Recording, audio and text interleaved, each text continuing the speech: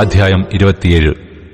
അനന്തരം ദാവീദ്, ഞാൻ ഒരു ദിവസം ശൌലിന്റെ കയ്യാൽ നശിക്കേയുള്ളൂ, ഫിലിസ്ത്യരുടെ ദേശത്തിലേക്ക് ഓടിപ്പോകുകയല്ലാതെ എനിക്ക് വേറെ നിവൃത്തിയില്ല. ശൌൽ അപ്പോൾ ഇസ്രായേൽ ദേശത്തൊക്കെയും എന്നെ അന്വേഷിക്കുന്നത് മതിയാക്കും, ഞാൻ അവന്റെ കയ്യിൽ നിന്ന് ഒഴിഞ്ഞുപോകും എന്ന് മനസ്സിൽ നിശ്ചയിച്ചു. അങ്ങനെ ദാവീദ് പുറപ്പെട്ടു. താനും കൂടെയുള്ള 600 പേരും ഗത്ത് രാജാവായ മാവോക്കിന്റെ മകൻ ആഖീശിന്റെ അടുക്കൽ ചെന്നു. ഇസ്രയേൽക്കാരിയായ അഹീനോവും നാബാലിന്റെ ഭാര്യയായിരുന്ന അബീഗയിൽ എന്നീ 2 ഭാര്യമാരുമായി ദാവീദും കുടുംബസഹിതം അവന്റെ എല്ലാ ആളുകളും ഗത്തിൽ ആഖീശിന്റെ അടുക്കൽ പാർത്തു.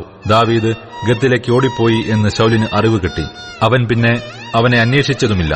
ദാവീദ് ആഖീശിനോട്, നിനക്ക് എന്നോട് കൃപയുണ്ടെങ്കിൽ നാട്ടുംപുറത്ത് ഒരു ഊരിൽ എനിക്ക് ഒരു സ്ഥലം കൽപ്പിച്ചു തരുവിക്കണം, അവിടെ ഞാൻ പാർത്തുകൊള്ളാം. രാജനഗരത്തിൽ നിന്റെ അടുക്കൽ അടിയൻ പാർക്കുന്നത് എന്തിന് എന്ന് പറഞ്ഞു.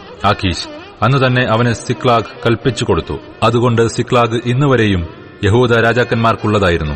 ദാവീദ് ഫിലിസ്ത്യദേശത്തു പാർത്ത കാലം 1 ആണ്ടും 4 മാസവും ആയിരുന്നു. ദാവീദും അവന്റെ ആളുകളും യശൂര്യരെയും ഗസ്രിയരെയും അമാലേക്കരെയും ചെന്ന് ആക്രമിച്ചു. ഇവർ ശൂർവരെയും പുരുഷന്മാരെയും സ്ത്രീകളെയും ജീവനോടെ വെച്ചേച്ചില്ല. ആടുമാടുകൾ, കഴുതകൾ, ഒട്ടകങ്ങൾ, വസ്ത്രങ്ങൾ എന്നിവയൊക്കെയും അപഹരിച്ചുകൊണ്ട് അവൻ ആഖീശിന്റെ അടുക്കൽ മടങ്ങിവന്നു. നിങ്ങൾ ഇന്ന് എവിടെയായിരുന്നു പോയി ആക്രമിച്ചത് എന്ന് ആഖീശ് ചോദിച്ചതിന്, ദാവീദ് ഫിലിസ്ത്യദേശത്തു പാർത്ത കാലം 1 ആണ്ടും 4 മാസവും ആയിരുന്നു.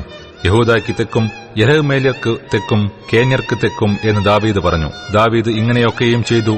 അവൻ ഫിലിസ്ത്യരുടെ ദേശത്തു പാർത്ത കാലമൊക്കെയും അവന്റെ പതിവ് ഇതായിരുന്നു എന്ന് അവർ നമ്മെക്കുറിച്ച് പറയരുത് എന്നുവെച്ച് ഗത്തിൽ വിവരം അറിയിപ്പാൻ തക്കവണ്ണം ദാവീദ് പുരുഷനെയാകട്ടെ സ്ത്രീയെയാകട്ടെ ജീവനോടെ വെച്ചില്ല.